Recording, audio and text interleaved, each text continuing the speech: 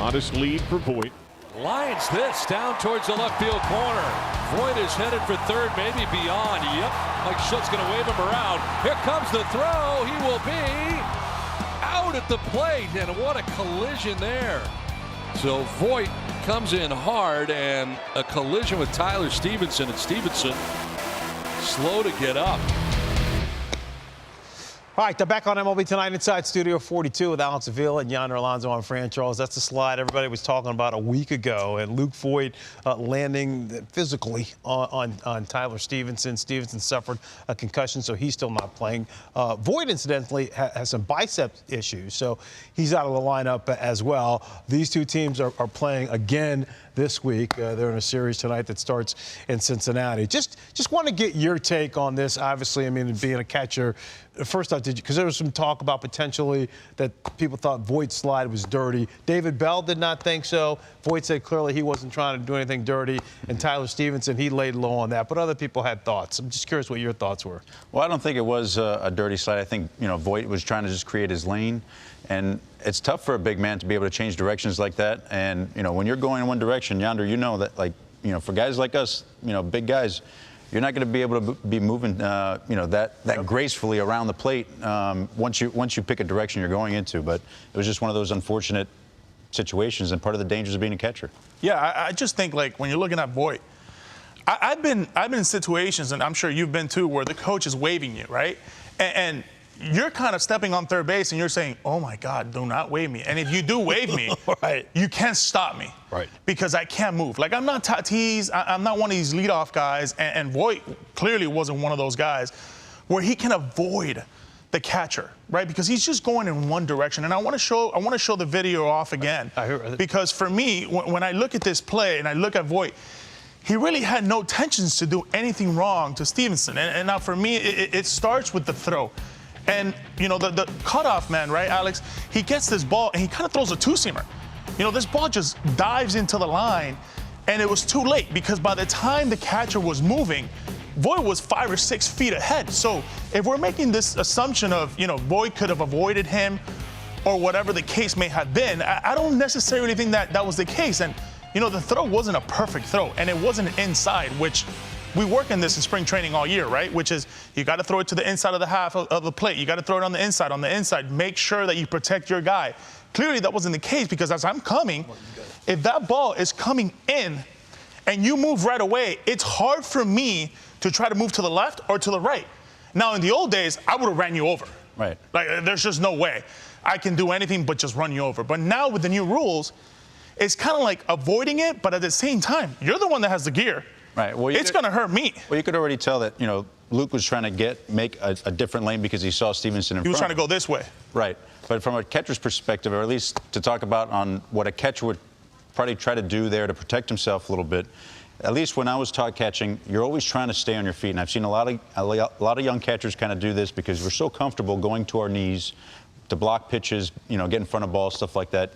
You tend to go to your knees to field the ball. Hey, you guys live in the dirt. That's that's a no-no, at least when I was being taught catching. You were always taught to try to, whether the ball's coming from any angle from the outfield, field the ball on your feet. And once you field the ball on your feet cleanly, then at that point you have a decision where you can go down to your knees to block a plate, but at that point you're in control and you have the upper hand on the runner.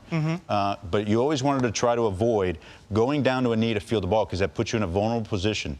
Now, sometimes you're just trying to make an athletic play. Sometimes it happens. It would happen to me on occasion, but for the most part, I was always trying to stay on my feet.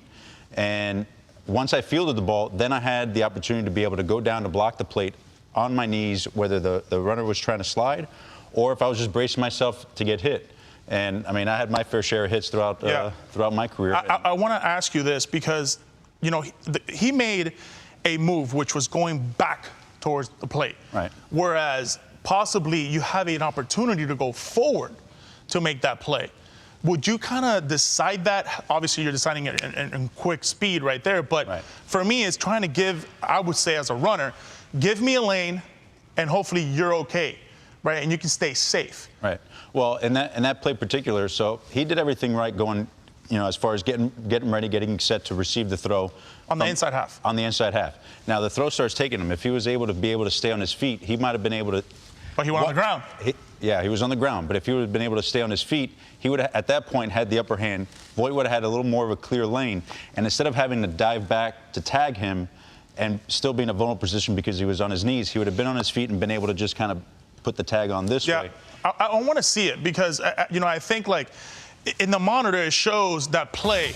And he's trying. You see how he goes back, whereas, man, maybe if he would have taken one step forward and kind of acted like a middle infielder and just caught it with one hand and get that swipe tag, I think it would have been a different situation. Whereas he was on the ground. He was just in a bad spot. Yeah, that's the one thing as a catcher you try to avoid is trying to field that ball on the knee. You see how he's going to his knee here.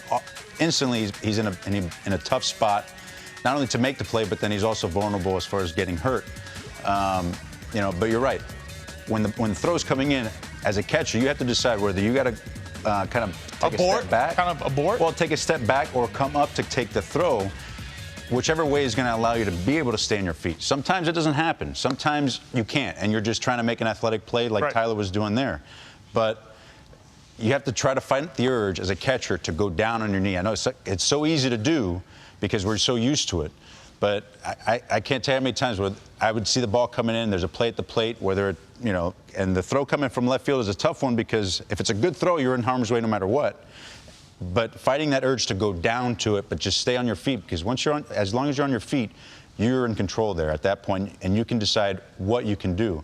One last thing for me, and when you were obviously catching, you had these plays.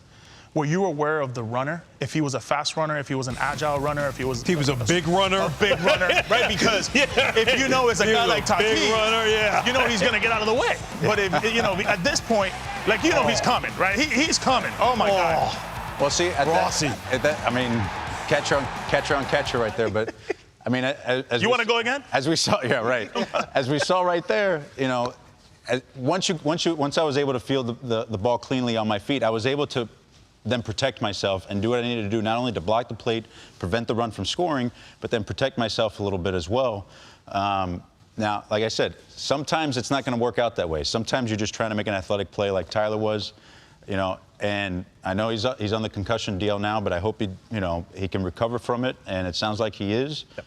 But as a guy that's gone through several concussions in my career, it's no joke, and as long as he makes sure he goes through the proper steps, hopefully he should be all right. Yeah, and he's still out, so that's good as well. Like you said, take your time, make sure. Oh, yeah. Other thing, too, it's tricky about concussion. It's a tough position. Is that you can feel good, and then you can start moving around again, and you can have exercise-induced concussions, which means concussion's not clear, it comes back. That's one of the ways it happened with me. I was cleared, and a couple of days later I had kind of delayed onset symptoms, and it put me out for a couple of weeks. Yes, so you got to chill. He's got to lay out. Great look at that play with Voit and Stephenson.